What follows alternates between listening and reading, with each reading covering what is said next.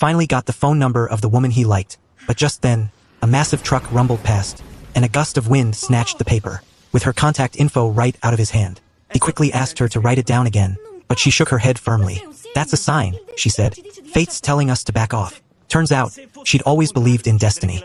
To her, the wind stealing that note was a clear message from the universe. They weren't meant to be, but he refused to accept it.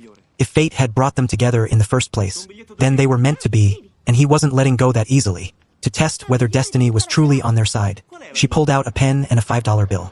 "Write your number and address on this," she said. Confused but willing, he did as asked. But to his shock, she didn't even glance at the bill. She walked straight to a nearby store, and used it, contact info and all, to buy a pack of gum. He chased after her, baffled. "What are you doing?" She just smiled.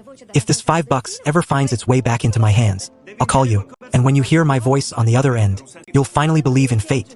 Won't you?" He didn't buy it. The odds were laughably slim. After all, he'd given his details, but she'd given him nothing in return. So to even the score, she pulled out a book, Love in the Time of Cholera. She wasn't handing it to him. Instead, she said, she'd write her name and number inside, and leave it at a random secondhand bookstore. "If we're truly meant to be," she said, "you'll find it and buy it." But he wasn't the type to gamble his future on something as fickle as destiny. He believed in action, not waiting. Still, his persistence moved her. She pulled him into a nearby hotel and proposed one last test of fate. They'd each take a separate elevator. If they ended up on the same floor, she'd agree to be with him. "Take a breath," she said, "and when the doors close, hit a button."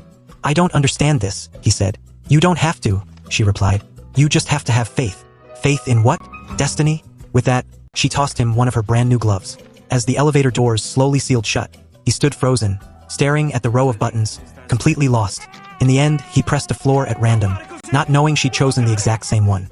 As the elevator climbed, it suddenly halted on the 14th floor. A father and son stepped in, and the mischievous kid started mashing every button in sight.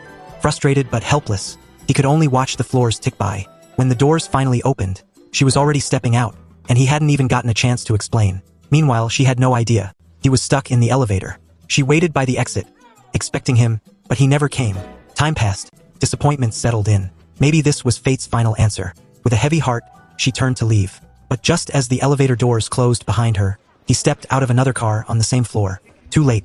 Again. Maybe love sometimes asks for patience, but more than that, it demands action.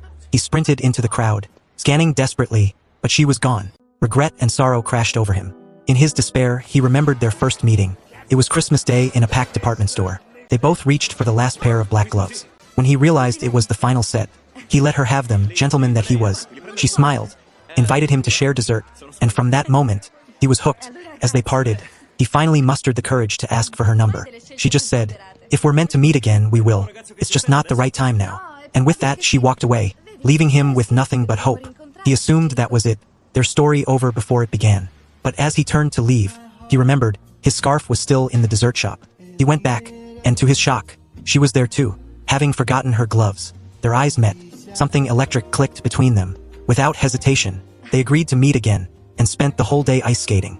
They talked about life, dreams, passions, and discovered they shared the same quirks, values, and worldview. Only one difference remained. She believed in fate, he trusted his own hands. Then, mid-skate, she slipped and twisted her arm. He rushed over, carefully bandaging the injury, worry plain in his eyes. As he did, he noticed her freckles, which she always tried to hide, ashamed of how they made her look. But he softly said, "Those freckles? They look just like the constellation Cassiopeia. Unique, radiant, beautiful." Touched by his kindness, and that quiet humor, she felt something bloom inside. Before they parted that night, she finally gave him her number. That was the spark, the moment fate truly brought them together. If only the wind hadn't stolen that note, maybe they'd have been together much sooner. But for now, all they could do was wait for destiny to deal another hand. Time passed. For years went by, without them seeing each other. Sarah had moved to another city, and through a friend, he'd fallen for a gifted musician.